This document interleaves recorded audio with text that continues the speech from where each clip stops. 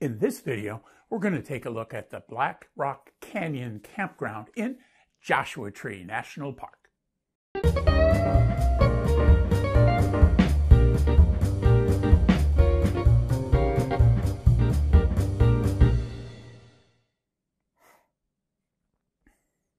We recently spent a few days at Joshua Tree National Park in Southern California.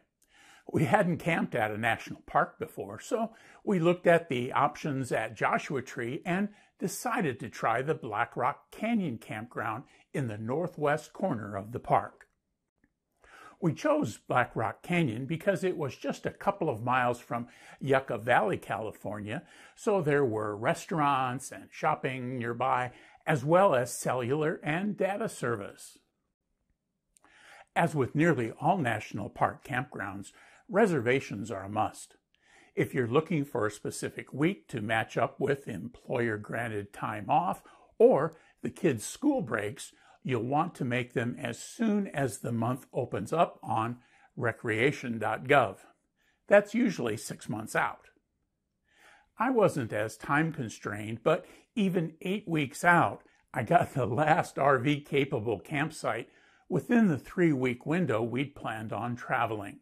We got off of I-10 West on California 62 and climbed a pass into Yucca Valley. The town was bigger than I expected.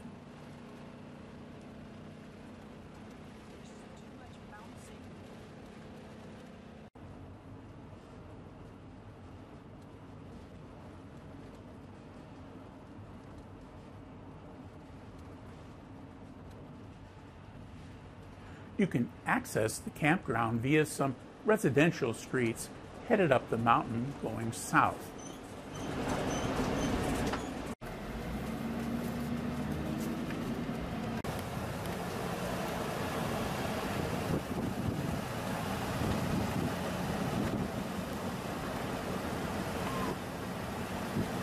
Take the next right, then your destination will be on the left.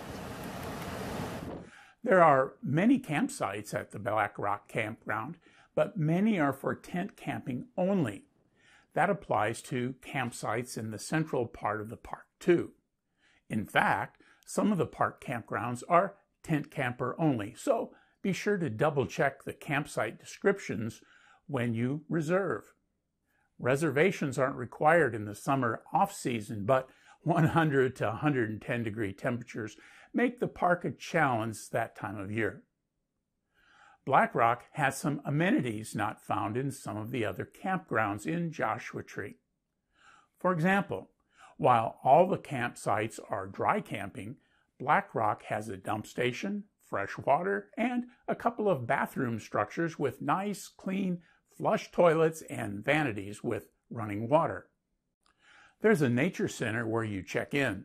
It has a small gift shop and some display area, as well as modern toilet facilities. The rangers at the center were very helpful. The campground is on the slope of a nearby mountain, which means that the campsites aren't completely level. If you're in an RV, plan on using leveling blocks. We saw a couple of Class A RVs in the sites near the campground entrance, but most of the sites aren't big rig friendly.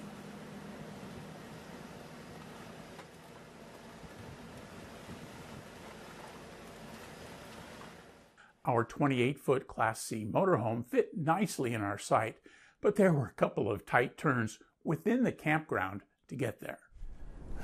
Well, here's our campsite at Joshua Tree. There's a lot of empty campsites, although it's just a little past check-in. It's windy today, and the ranger told us there was a 40% chance of snow tonight. We had prepared for some cold weather, but not necessarily for snow, so I'm hoping that doesn't prove to be the case. The campsite was a little crooked. You could see some blocks under the RV, but these are really open and lots of them kind of close together, but right in the middle of all of these beautiful, beautiful Joshua trees. Well, here is the same view of the campground about 7:30 in the morning after we arrived yesterday. The old saying is March comes in like a lion and out like a lamb, and so it ought to be a very lamb-like April, because March came in like a lion. This is just simply beautiful here. The Joshua trees are covered with snow.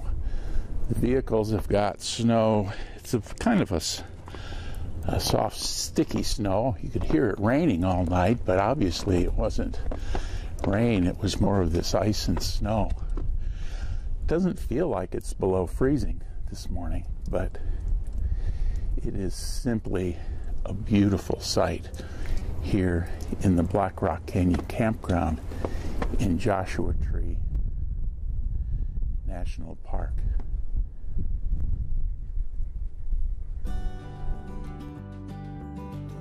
Here's one of the bathroom buildings in the campground. It was clean and had running water and flush toilets. No showers, but it has light, so it was available after dark. This open area represents several tent campsites. As you can see, the ground cover is sand and gravel. The large Joshua trees make these very pretty sites. Most of the roads through the campground are narrow. Some have an old layer of asphalt.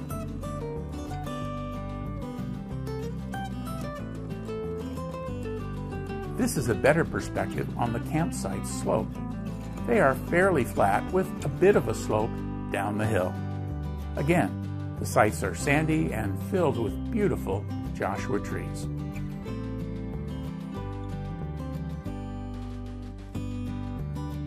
Here's the campground's nature center.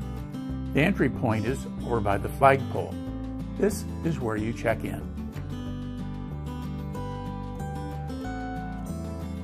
This is the road up to our campsite.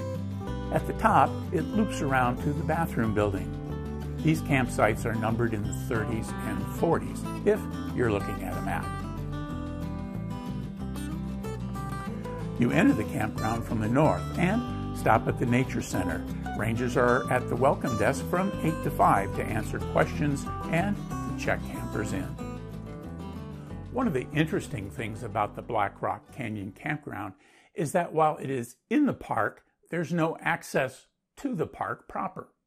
That means it's a quiet place as only campers and folks specifically looking for a trail that starts in the campground will be there.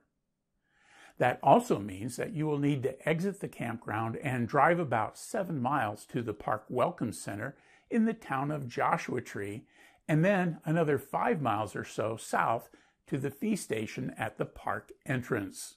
As you see in the video, the elevation in this part of the park is pretty high, which meant we got some snow as a weather front blew in. This trip was the first couple of days of March, so it's important to be ready for anything that time of year. The good news was we were treated to a beautiful view of the park many visitors never see.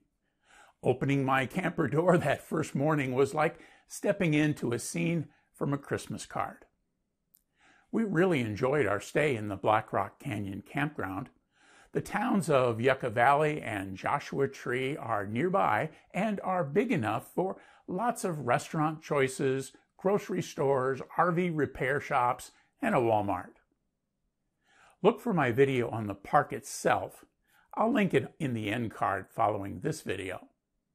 Also, remember to like, subscribe, and click the bell icon to be notified when I post new videos. Thanks for watching and happy camping!